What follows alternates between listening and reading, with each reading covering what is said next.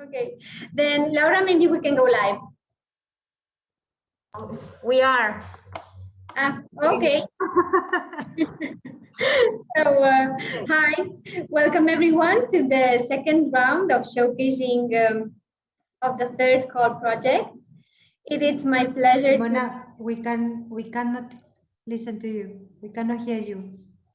You cannot hear me? Should I repeat? I'm hearing you well.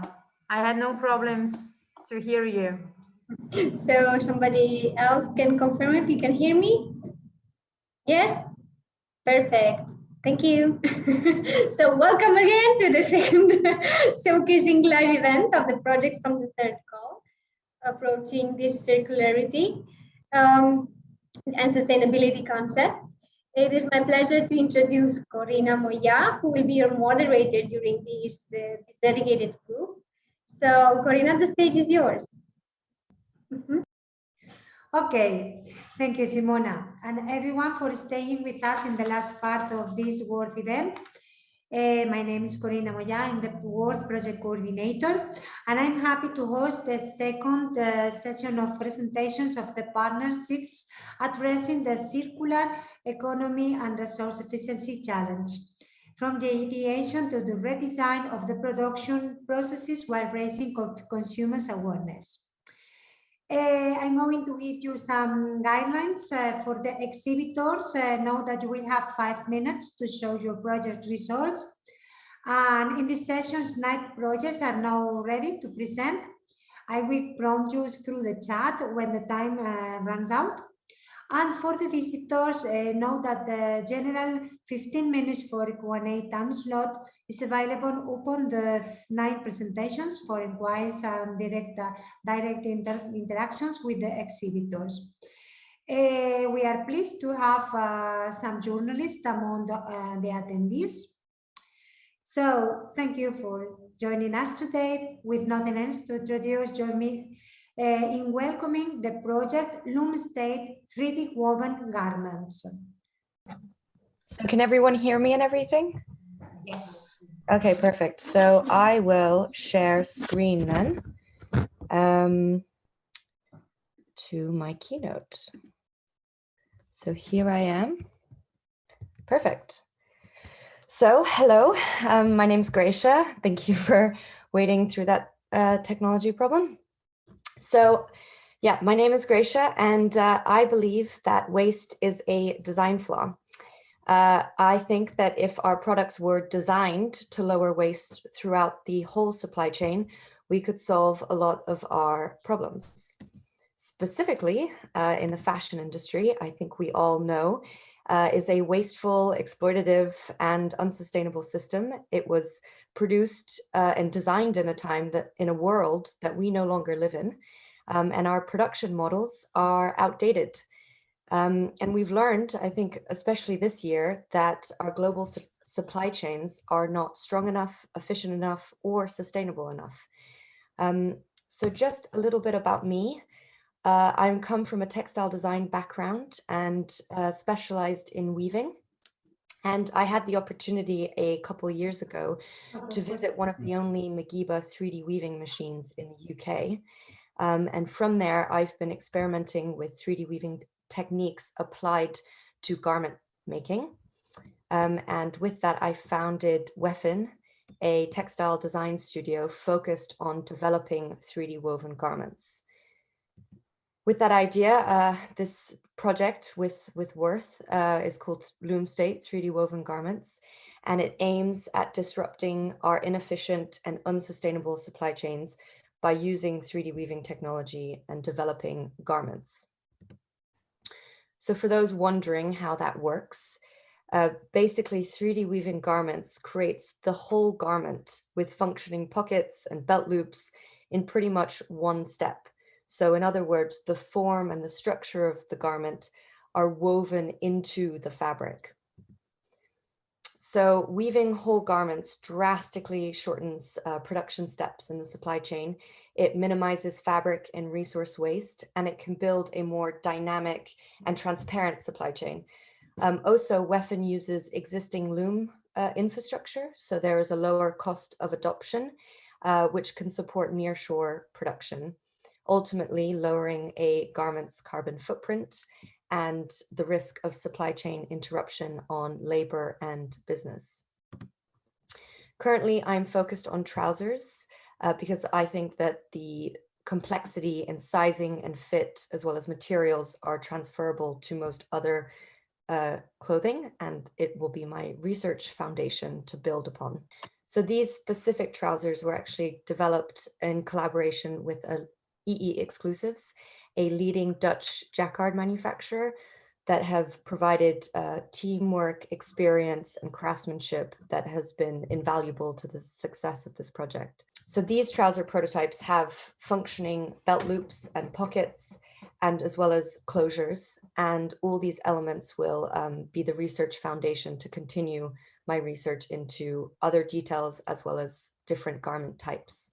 So the ultimate goal is to develop a holistic production model that will completely revolutionize how we make, sell, and consume clothing. You can follow the progress at Weffin's Instagram, or you can contact me directly, which is my email down there, gracia@weffin.co, or visit my website. So yes, thank you.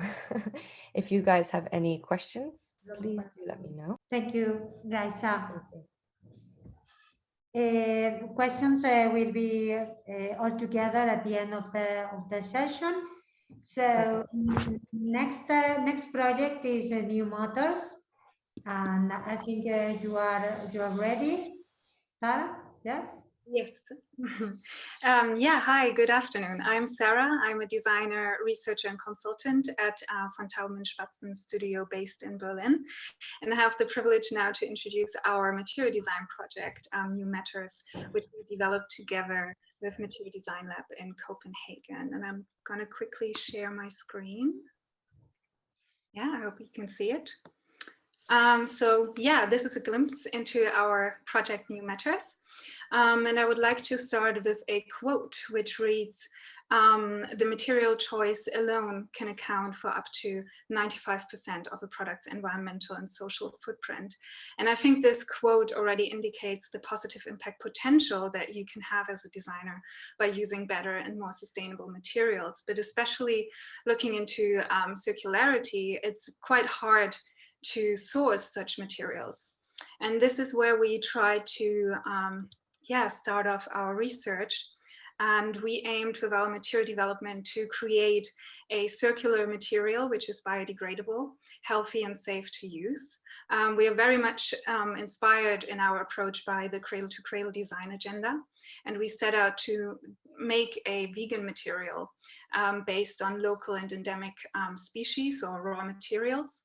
And we also wanted to embrace responsible farming and sustainable harvest into our material. With all of this in mind, we then envisioned a material that captures the inherent positive benefits of algae in a more sustainable material. And algae as a resource for us was really ideal to work with because it is rapidly renewable and it's very abundant. So New Matters combines ideas from local sustainability, circular design, healthy material development, and different design speeds within the scope of the project. And in material design, the devil is really in the details. And here you can see also some detail images of algae, of different algae.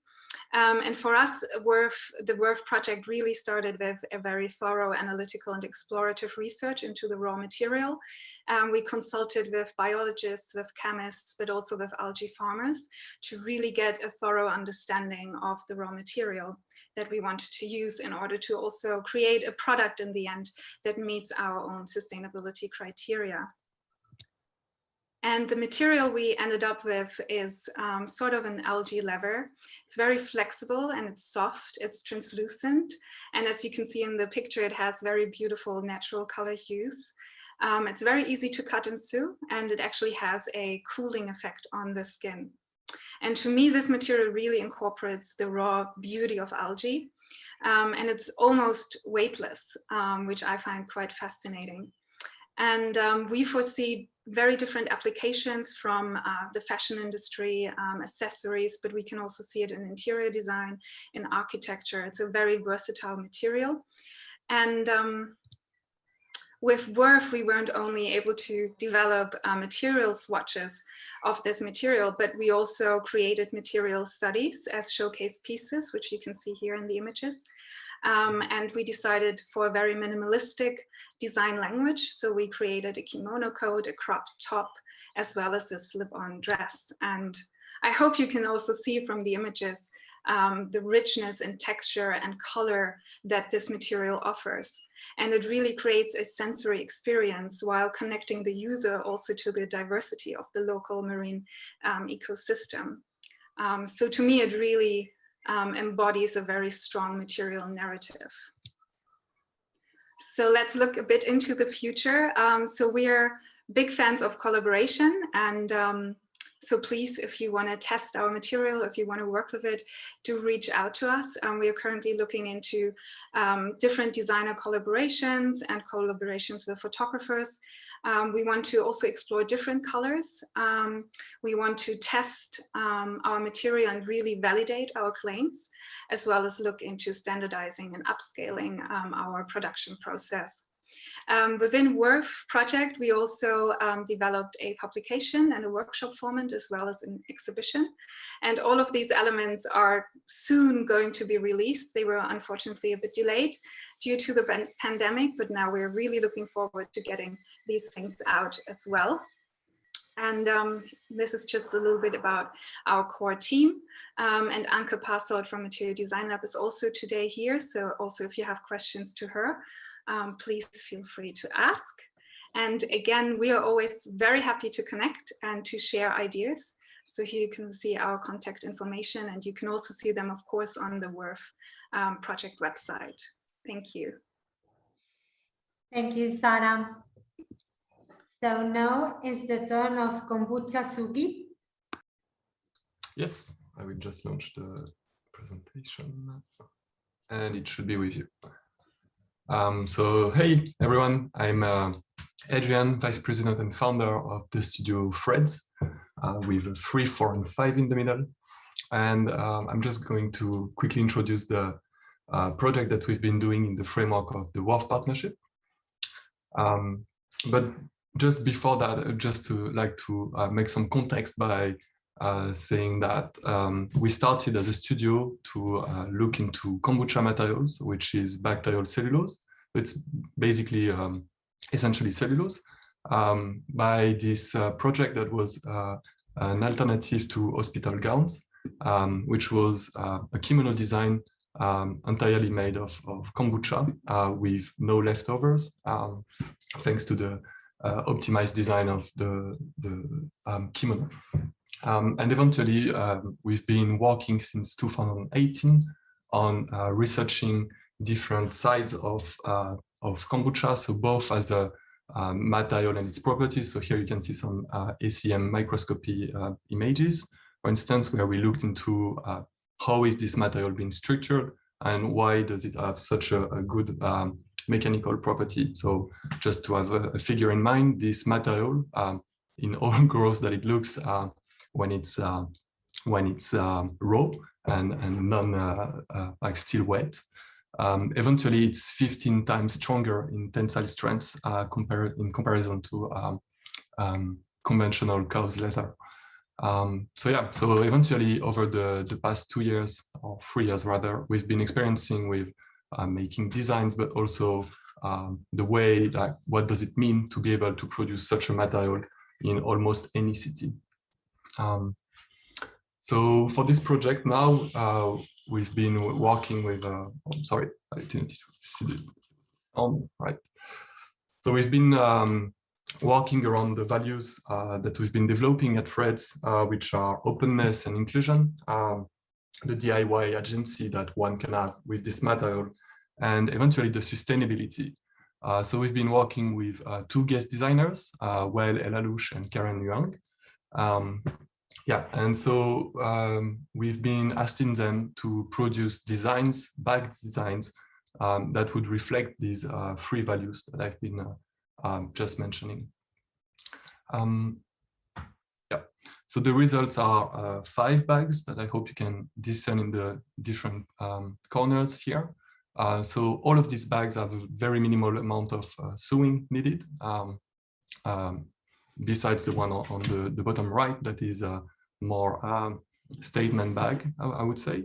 And the way the designers approached it is that it's easily reappropriable, these designs, so we can scale them, we can reuse them, and eventually they are made to incentivize makers or even amateurs to try and make something with reclaimed materials with these open patterns.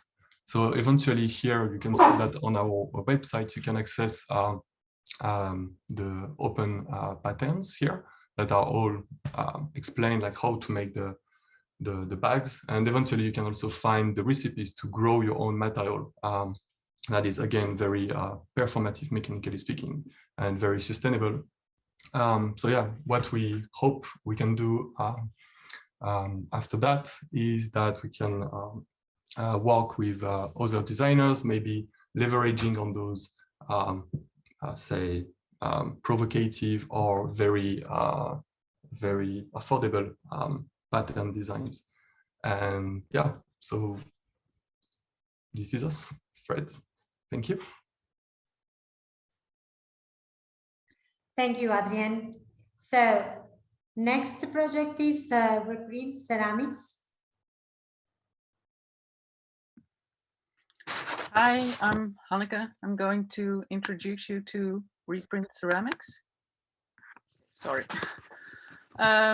So Reprint Ceramics is actually the result of the combination of 2 innovative concepts, which are the 3D clay printing technique developed by Coudre and the upcycling method for ceramics by Fabrique Publique. So first, let me introduce the 2 design studios that collaborated on this. So Coudre is a post-digital ceramic craft studio founded in 2018 by a designer, craftsman, and a creative technologist.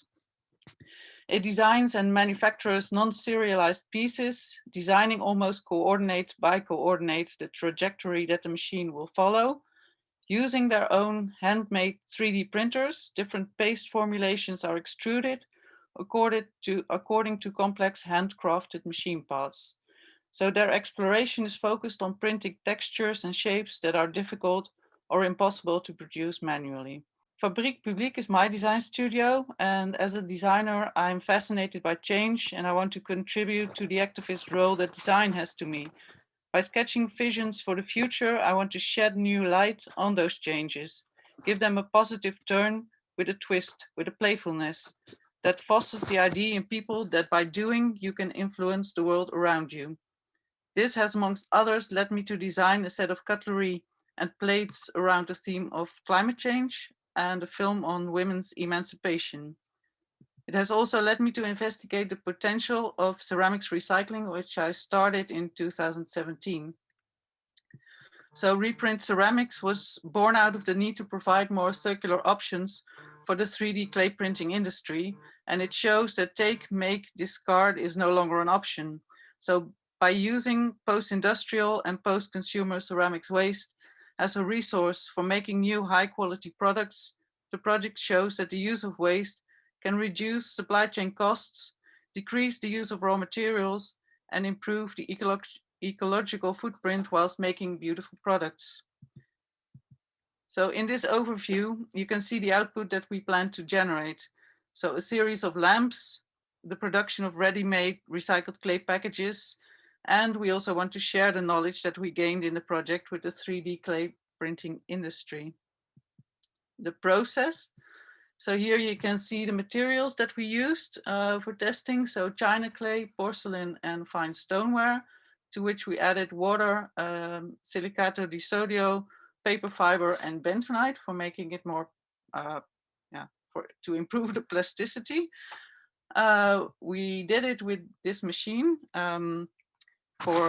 which has a direct extrusion. We used a Delta printer with a direct syringe extruder to test the different percentages of recycled material.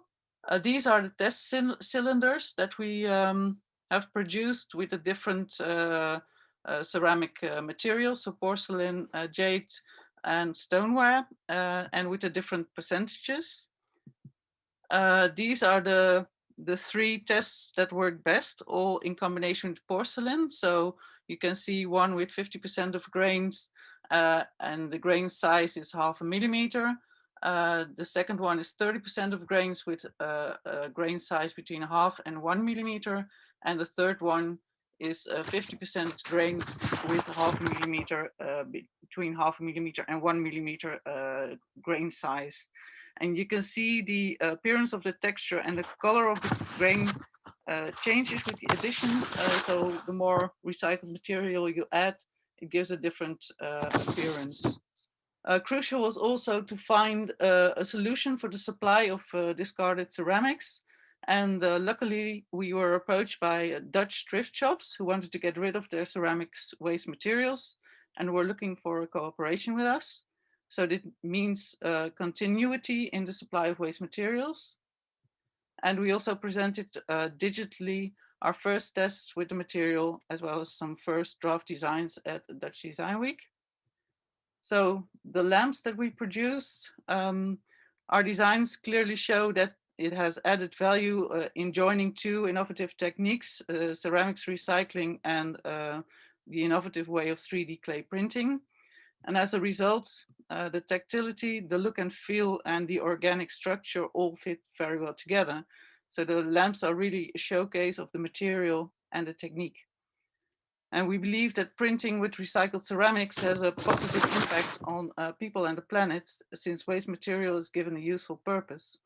The waste material is put back into the production chain as a resource to be upcycled in new high-quality products.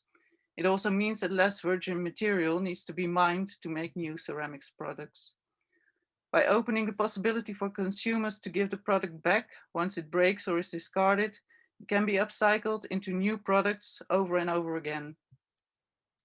To conclude, we not only love making beautiful products from waste materials, but we also want to create a new mindset. We want to make people aware not to just throw their ceramics in the bin, but value the waste material and its application in high quality products. So this is where you can find reprint ceramics at the undermentioned address. Thank you. Thank you, Anka. So let's go to the next project, Ventri. Imagine 2016, a market in Italy, and it was a hot summer day. And I saw something that I never saw before. It was presented on ice, white structures with irregular ruffles and folds. It looked like the skin of a fantasy animal. It was a cow stomach. Cow stomachs are considered waste in most countries, or dog food, or biomass at best.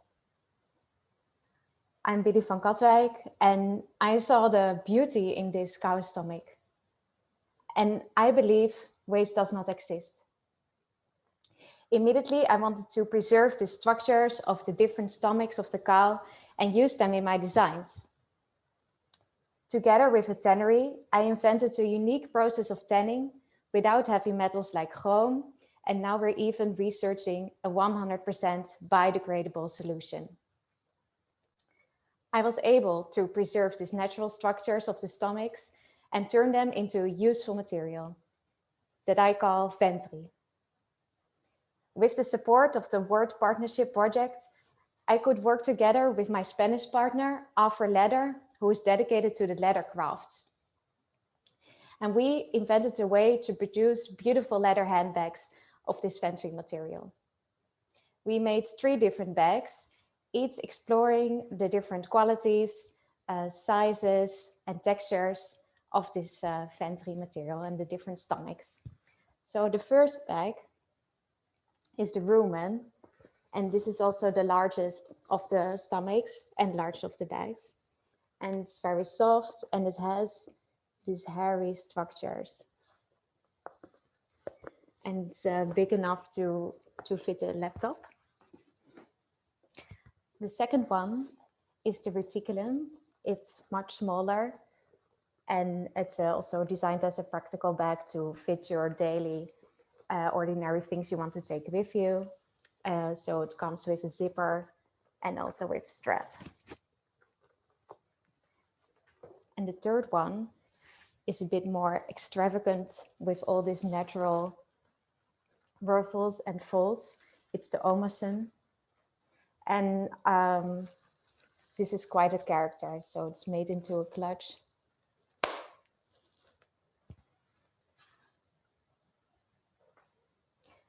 Made into handbags, the Ventry leather can be touched and used and shows the beauty of the beast from another point of view. Today, this is not the end of the project, but just the beginning of our journey. We are working hard on improving the designs and the production process in order to scale up and make an impact. I hope I could inspire you today to question what we perceive as valuable and what not. Because I'm convinced waste does not exist. And I hope next time you walk past the tree on the market, you will think of me and how with a different view, through imagination and collaboration, together we can bring value to the unvalued. Thank you. Thank you very much, Lily. It's an incredible project. So let's go to the next one. This is Mosaic, a new sustainable terrazzo material. Hello, thank you for this opportunity. My name is Lučka and I would like to present you the project Mosaic. So I will share my screen. So I'm pretty sure we are all aware of the problem of the plastic waste, that it's polluting our waters, our water bodies. It's a rather unpleasant story of the enormous amount of plastic that is there nowadays.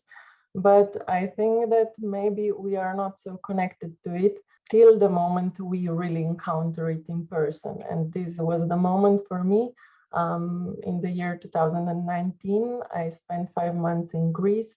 And I realized that every paradise like Cretan beach was polluted with a lot of micro and micro plastics. I was collecting material for my art projects, and I realized that at the end, I spent a lot of time just cleaning the sand and the material from the plastic. And since we are designers and artists, we are trying to find new ways and creating solutions through a design. So this is how Mosaic, a new sustainable material composite, was born. It's the origin of material is mineral based. It's recyclable. It requires zero energy input for curing. It can be smashed and reused again. It's skin friendly, strong, durable. It can be colored, and of course it gives a new opportunity, a new life to this small plastic, marine plastic, which would be otherwise discarded as too small, too damaged, because this plastic was actually damaged by the sun, by water, and the sea salt. So it's the characteristics of this plastic has changed a lot. And for me personally, what's the most important with this material is that it's translucent. Since I'm a lamp designer, this was one of the biggest pluses of this material. So with this idea, I entered the Worth Partnership platform, and there are a new chapter for this project started. In Valencia, I met Agi Göp, Hungarian designer, product designer, and now for a year we are working together, developing the material and products. Because of the characteristics of this material, we decided to continue developing luminaires, and this is the first concept that we have developed. It's a lamp, we call it Mosaic Tide. This lamp is 60 diameters big. It's circular with layered LED source, providing light of different intensity and different properties. It has adjustable angle and custom light settings. We believe light is very important for our lives. That's why we are really paying attention to the quality of it. Currently, we're working already on another prototype, and we would like to enter to the market with the tide lamp till the end of this year. At the same time, but we are developing also other projects and other products. We believe in collaboration, so if there is anyone who would like to work with us or yeah, has any suggestions, please feel free to reach out. Thank you for now, and you can find us also at LinkedIn at Mosaic /Mosaic. Thank you. Thank you, Billy. We have now, I think Marble Salts is not here, Roxanne or Fabienne. If not, we can go on with the next one, which is biochromatic. Hello, everybody. My name is Karin Fleck, but there should be also Loreto in here, who was our partner. Nice. Okay, so Karin, should I go? Go ahead, please. Yeah. Okay, so biochromatic is me. I'm Loreto. I'm a fashion designer specializing in innovative and sustainable dyes. And Karin is my partner. And we have created a capsule collection solely dyed using biogenic dyes, meaning bacteria dyes, specifically with a bacteria called Chromobacterium. Now, if Karin wants to tell us why we are using the biogenic dyes, she can specify a little bit better. Yeah, so the reason why we try out this technology is because I'm a chemist. And for me, there is no bad or good chemistry, but there is a need for understanding what materials you should be using in everyday life. And to replace synthetic colors as you use today, which are mostly derived from crude oil derivatives, with something that is made from biology, is a new pathway to this kind of molecules. And that is, I think, very fascinating. And I think that's also why Loreto wanted to try out the colors, is to figure out, are these new types of colors that are not plant-based, animal-based, or synthetic, a new alternative to the existing coloring system? So what was really, I think I will continue a bit, so until Loreto can join again.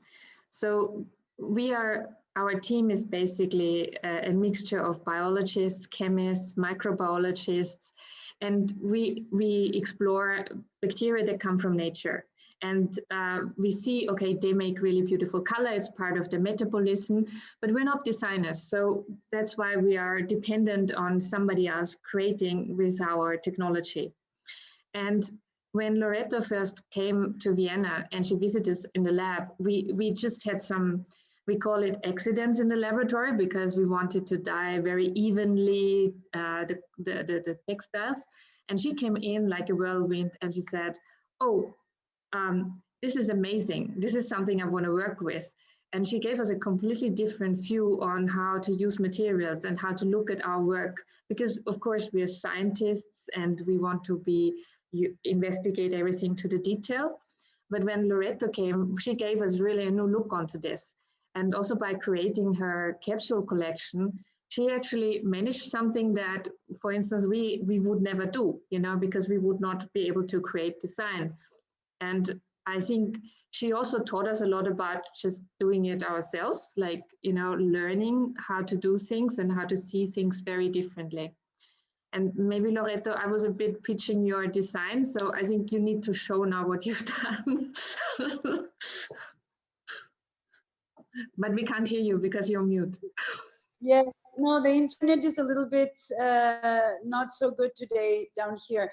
But I thought that I was going to put all the designs together, but I thought that I would just show the video that I made because I put a lot of effort into it, and I think that it's what best describes our work together. So I'll show the video now. Share screen. Okay, here. You can see it properly? Yes, I think so, no? Yes. Biochromatic is the first biannual capsule collection co-created by Anima and the Vienna Textile. This collection has been solely made by using sustainable textiles. The garment and textile industry are one of the biggest polluters in the world in terms of industrial waste. Factories also create a great amount of CO2 due to the use of petrochemicals which are used to create dyes. This new up-and-coming technology has the potential to combat climate change, air, and water pollution, while at the same time offering many unique, colorful, organic, and natural print options. These bio-designed garments have been dyed using a fair amount of high-tech artisanship, as they have been carefully dyed with bacteria at the Vienna Textile Lab by its scientist and Loreto from Anima. The first prototypes of our biochromatic collection have been created under the scope of the Worth Partnership Project. Through this program, we have been propelled to develop these innovative and avant-garde garments at the crossroads of science, technology, and design. Meanwhile, beginning a new and exciting partnership that looks to rethink color application in the textile industry for a more sustainable and innovative future.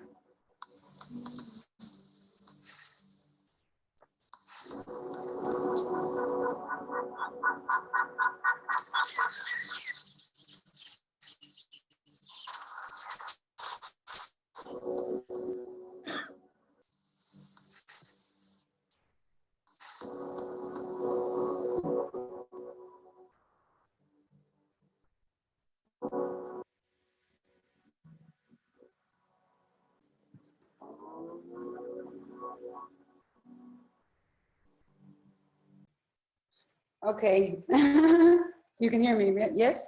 Yes. So yes, that's the presentation of our work, and those are the garments that resulted in our collaboration.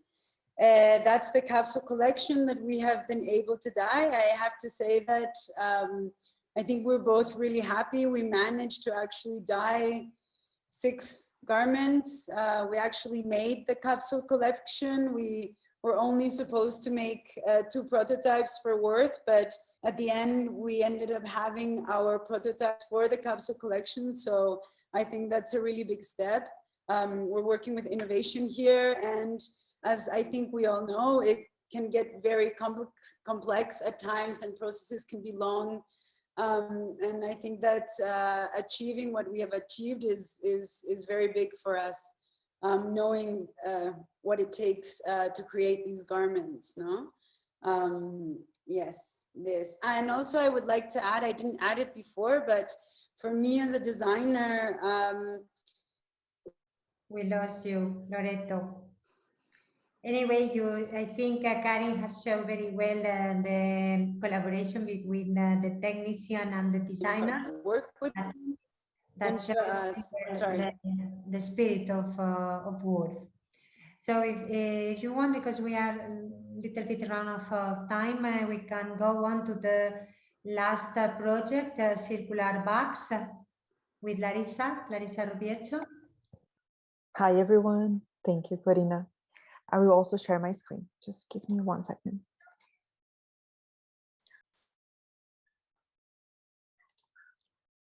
Can you see? Yes. Okay. Hi, everyone. Thank you. I'm Larissa Rubietto, the founder of Circular Bags. So to start, I would like to, 1 second, I'm finding my way here. So to start, I would like to introduce myself. So I'm Larissa Rubietto, I'm sustainability strategist, also co-founder of Regenerate Fashion. And I work supporting brands, textile companies and retailers to implement innovative solutions and circular strategy and sustainable strategies for their products and businesses. So this project was developed in collaboration with MoveX and Regenerate Fashion. And to say a little bit about MoveX, for some of you that probably don't know, the Foundation MoveX is a leather technology center that works with high-skilled artisans from Andalusia, Spain. And our collaboration was a life-changing experience for me. The center is really an incredible place to try sustainable technologies, sustainable solutions for designers. So just to give you guys a little bit of really what it is about it. And Regenerate Fashion is a consulting company, that's the consulting that I'm co-founder, that support brands in the sustainable, how can I say, path. So before I go on the project, Regenerate has done many projects around the world. We work right now in Brazil. We are working also in Europe. So we have done projects in sustainability and circularity in different places. And I'm just, putting this out here because we are eager to have a collaboration. So if any of you guys are interested, please reach out to us. And now getting to the project, I would like to explain my motivation first. So one of the things that has always made me sad about the fashion industry is the short lifespan of products that are thrown away very, I would say, unconsciously. And as a designer, my first degree is fashion design. I'm a fashion designer.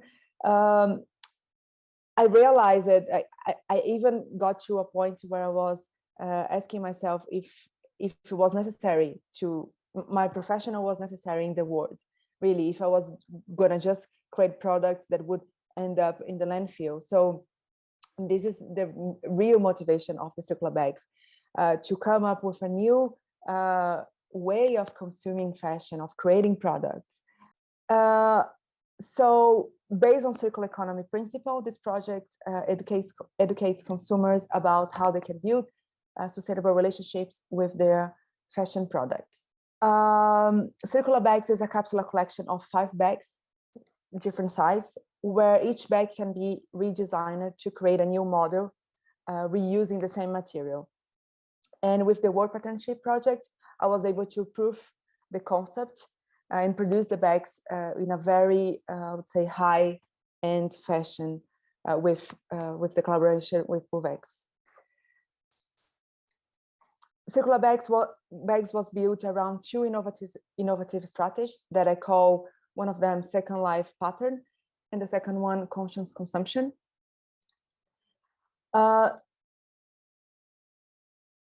With the vision of creating the bag that could prolong the life cycle of the original input, I started by studying and exploring geometric shapes that would allow me to unfold to other products. And this study led me to a strategy that I call second life pattern, which basically means that from the very beginning, each bag was designed to serve more and more lives. So I would extend the life cycle of the project with endless number of times. That's the whole purpose. And of course, leather is the perfect material for this project because leather is a material that allows the long lasting of the product. So you can reinvent the product many times. And the way the bags were constructed, you can also replace if, for example, one part of the pattern has to be thrown away because it was used so much, you can replace it the way we build the bag. So, and also the leather really allows us to have this kind of, I would say, dynamic. Coming from the perspective of enhancing conscious consumption, I decided to focus on the idea of infinite emotional connection to unique products, which is a concept that we think that a product's going to be ever evolving in a long-term relationship with the consumer. So the purpose is to stay fresh and exciting throughout the life. So coming to the end, the future, the bags are now available in a made-to-order basis but my vision is to go beyond producing and selling the bags. So I'm also offering the project to fashion brands and retailers that are interested in the concept, so we can develop build a business circular, and build a circular business model, because it's actually what would be the next step for this project. Really understand the logistic and how we really created this I would say in a bigger scale. So let's create the future of fashion together. If anybody is interested, please reach out to us, circular/bags.com. And just a final thing, this project, Circular Bags project, contributes to the United Nations Sustainable Development Goals 12, sustainable production and consumption. Thank you. Thank you, Larissa. Thank you to everybody. So I think we are going on directly to the Q&A session. We have a lot of questions from the Zoom meeting, from the social networks, through the social networks. So I'm going to go one by one. The first one is for Kombucha Sugi. Can you repeat what you said about the strength of the kombucha bag and maybe expand a bit more on the subject? Thank you. Yeah, of course. So what I was saying is that the tensile strength of the kombucha bacterial cellulose is up to 15 times stronger than the one of leather. And eventually that comes with the way the fibrils of cellulose are being weaved. So they have a high surface area and high contact in between them. I'm not going to go into details here, but more than welcome to exchange by email. But yeah, I mean, just to have maybe an order of magnitude, the tensile strength of bacterial cellulose is, say, around 250 megapascal. And the one of nylon is just above 80 megapascal. Of course, this number shouldn't be taken alone, but it's a good figure, I think. Thank you. Thank you. And the next question goes for Loom State. Which are the most important benefits of woven garments if compared to the traditional ones? Which is the consumer perception? So which one is the most important? I think currently it is the shortened production time and shortened production steps. And then also, I think it works well for a transparent and responsive supply chain. So I think consumers are demanding that we understand where things are coming from. And I think our supply chains are overly complicated, where, some fashion brands might have, thousands and thousands of suppliers and sub-suppliers. So this type of production model will actually be a lot clearer, a lot more simple, and not only like efficient, but actually like lowers waste, so sustainable. But yeah, the thing is that it tackles a lot of aspects along the entire value chain. So for instance, another thing is there's lowered waste, which is a huge issue, right? Pre-consumer waste. So if you were to tackle that at the design stage, you're actually, there's benefits throughout the entire value chain. So I guess to summarize, it would be the transparency, it would be the lowered waste, and it would be the responsiveness to consumer demand. So less overproduction, yada, yada. Thank you for that question. Thank you, Gracia. For new mothers, you said that the material you develop can be used in architecture. Do you have any examples to share? I'm curious about the possible applications. Thank you. No, currently we don't have anything to share yet, but we are very much looking forward to exploring this further. So yeah, please do get in touch if you want to collaborate. Thank you. Again, for kombucha, Sugi, the question is, kombucha, it's quite of unusual material. Is it hard to work with it? No, it's surprisingly easy actually, and also to cultivate. I would even add that it's it's easier or similar to making bread if you want to make that in a kitchen context, which is most definitely possible. And then to work with it, it's just a way to, I mean, this is why we got interested into the microstructure of the material and so on. It's just to understand how this sort of novel material, because it's, say, the same chemistry as wood almost, but the microstructure is different. So how do we work with that? Yeah, so it's very crafty at the moment, and I would say you can use linen oil and such things that are that you can find in a hardware store, and yeah, very affordable. Thank you, Adrien. And then for reprint ceramics, what's the most important point of strength of your project?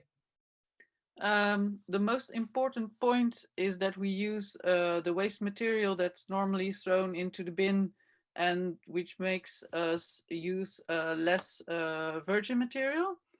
And it also makes the product stronger, which is a convenient, yeah, extra strength, I think. Thank you, Bianca. And for Ventry, is it hard to promote a product made from a particular material like the Ventry leather? No, I don't think so. But it's a matter of storytelling, where you start. So of course, I work also closely together with slaughterhouses, and that's not where I start my story with. I see with the kombucha, they have a really nice background of the raw material, so I choose not to do that.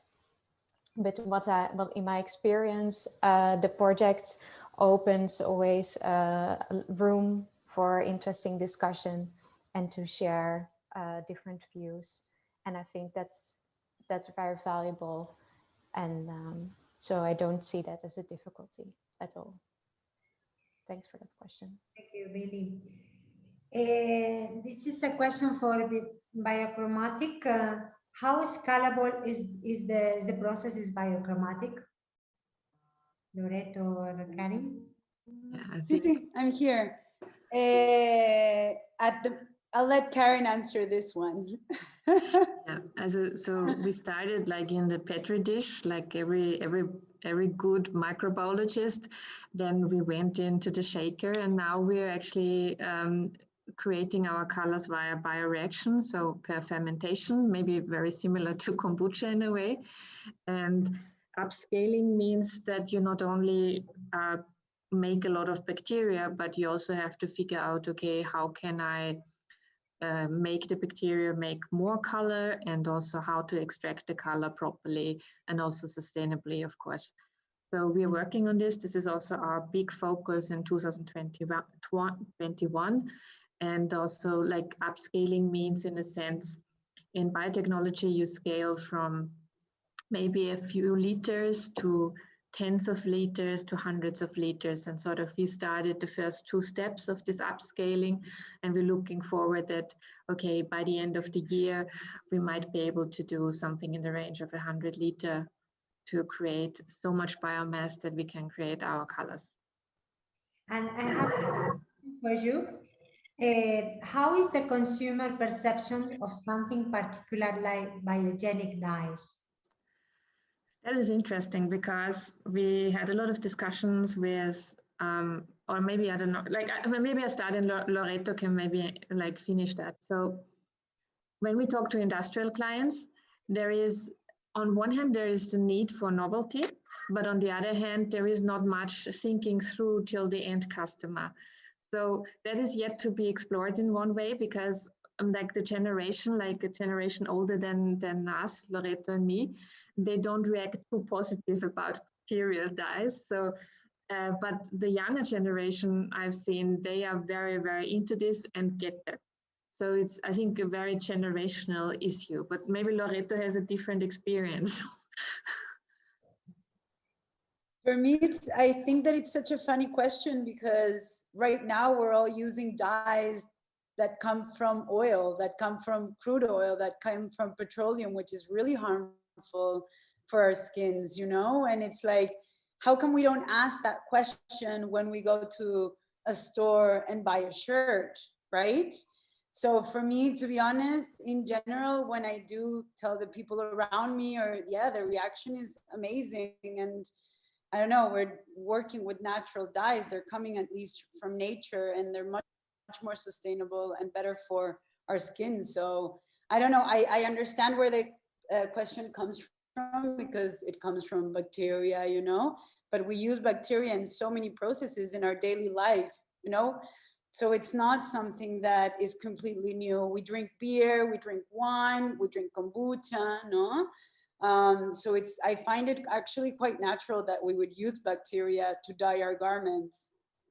Yes, I think the same answer is Billy. It's a question of storytelling, and that the general public learn how it works. Next one is for circular bags. Your project is really interesting. How many times can bags be reinvented? Yeah, can you hear me? Yeah. So the way the collection was developed right now, we have 5 models. Obviously depends on how much the person is gonna use the bag. And for example, I have the backpack and I wanna go straight to the 3rd model instead of passing through the 4th. So it depends on the consumer also. So we don't have like a answer. It's really on whatever the consumer wants. Yeah. Okay, thank you, Larissa. Next question is for Mosaic. Do you think that projects like yours could be a valid solution for environmental problems like the ocean plastic that surround us? Well, we're aware that with our project, we won't solve the whole environmental problem, but it can be a part of it. And it's for sure, it's a scalable thing. So for now, we are producing this flat surface for the luminaire, but actually we could produce much bigger surfaces and different objects out of it. And we just want to also point out that the materials, the waste plastic we use is really not being used in other projects, because it's the plastic that has been damaged so much. And maybe other projects don't see it as a valuable resource, but we do, because it has a very nice colors, nice shapes, and also it brings a message. This plastic has traveled a lot and has experienced a lot. So we think, yeah, in a way, we for sure can leave this drop in the ocean. But our idea is also to promote the environmental problem, and to know that there are different types of how to tackle this issue. Thank you. Thank you. And this is not a question, it's an affirmation. I think for Ventri, your project shows a very high degree of creativity. So thank you. And for new motors, the question is the algae leather. Is it possible to wash it? Can you already hear me? Yeah. To a certain extent, yes. But there is limitation. So, I mean, also with normal leather, you wouldn't just put it into the washing machine. So you would have to like wash it with a lot of care and by hand. So the tests that we've done were successful. But of course, at the end of the day, it also depends on how the user would care for it. Okay, so the next question is for biochromatic again. So the question is, what about the water impact? Can the water be cleaned after the process, I guess? It's for Karen. So basically, yeah, so when you do a dyeing process, you always have to clean the water. There is no exception if it's a biological process or if it's more synthetic. What the difference is that the colors that we produce might not have such a strong impact on the environment. So mean they are more biodegradable, they're less toxic than original, for instance, synthetic dyes. For instance, I give you an example, for instance, there are a class of dyes that do not exist in nature. The molecules are not made by nature. And because nature doesn't know them in synthetic dyes, they don't know how to decompose them. And the molecules that we produced, the colors that we have, they are known by nature. So nature knows how to tackle them. And that I think is a big difference. But make no mistake, you should never ever just let it down the drain. Every dye house needs a cleaning afterwards. It doesn't matter if it's a biological waste or a chemical waste. So I think we have no more questions now. So I think we can finish the second round. Many thanks to all of you, to the 8 projects addressing the circular economy and resource efficiency challenge. And thank you for staying with us. And I will give you some reminders for tomorrow. Tomorrow morning, the next round of panelists will show their results with different challenges. Don't forget to use the different link to the session second day for joining us. And see you at 9:30 a.m. for the insightful lectures from Janos Keresnie and Richard van der Laken, followed by the virtual showcasing. Tomorrow we will have 2 more showcasing with different challenges. So I think we could close the session, and thank you very much. See you tomorrow. Thank you. Bye-bye. Much. Bye-bye.